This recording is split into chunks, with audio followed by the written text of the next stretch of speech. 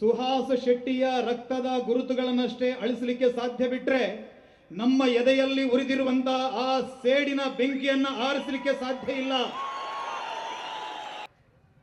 ಇದಕ್ಕೆ ಉತ್ತರವನ್ನ ಎಲ್ಲಿ ಕೊಡಬೇಕು, ಯಾವ ಸಮಯದಲ್ಲಿ ಕೊಡಬೇಕು ಅನ್ನೋದನ್ನು ಮಾತ್ರ ನಾವು ನಿರ್ಣಯ ಮಾಡ್ತೇವೆ. ಆ ಉತ್ತರ ಕೊಡುವಂತ ಜಾಗ ಮತ್ತು ಉತ್ತರ ಕೊಡುವಂತ ರೀತಿ ಅದು ನಿಮ್ಮದೇ ಆಗಿರುತ್ತೆ ಅನ್ನುವಂಥದ್ದನ್ನು ಈ ಸಂದರ್ಭದಲ್ಲಿ ನಾವು ಹೇಳಲಿಕ್ಕೆ ಬಯಸ್ತೇವೆ. ಕರಾವಳಿಯಲ್ಲಿ ಈ ರೀತಿಯ ವಾತಾವರಣ, ಈ ರೀತಿಯ ಒಂದು ಸಂದಿಗ್ಧವಾದ ವಾತಾವರಣ, ಈ ರೀತಿಯ ಕೋಮ ದ್ವೇಷದ ವಾತಾವರಣ ಹುಟ್ಟಿದ್ದು ಯಾವಾಗ ಅಂತವ್ರಲ್ಲಿ ಕೇಳಿದಾಗ ಅವ್ರು ಹೇಳ್ತಾರೆ, ಯಾವಾಗ ಇಲ್ಲಿಯ ಯುವಕರು ಕೊಲ್ಲಿ ದೇಶಗಳಿಗೆ ವಲಸೆ ಹೋಗ್ತಾರೆ, ಅಲ್ಲಿ ಉದ್ಯೋಗವನ್ನು ಮಾಡ್ತಾರೆ, ಆ ಸಂದರ್ಭದಲ್ಲಿ ಬೇರೆ ಬೇರೆ ದೇಶದ ಮುಸಲ್ಮಾನರ ಪರಿಚಯ ಆಗತ್ತೆ, ಒಂದು ಪಾನ್ ಇಸ್ಲಾಮಿಕ್ ಮೆಂಟಾಲಿಟಿಯಲ್ಲಿ ಬೆಳೆಯುತ್ತೆ. ಆ ನಂತರ ಅಲ್ಲಿಂದ ಬಂದಂತಹ ಪೆಟ್ರೋ ಡಾಲರ್ಗಳು, ಅಲ್ಲಿಂದ ಬಂದಂತಹ ವಹಾಬಿ ಚಿಂತನೆಗಳು, ಸಲಫಿ ಚಿಂತನೆಗಳು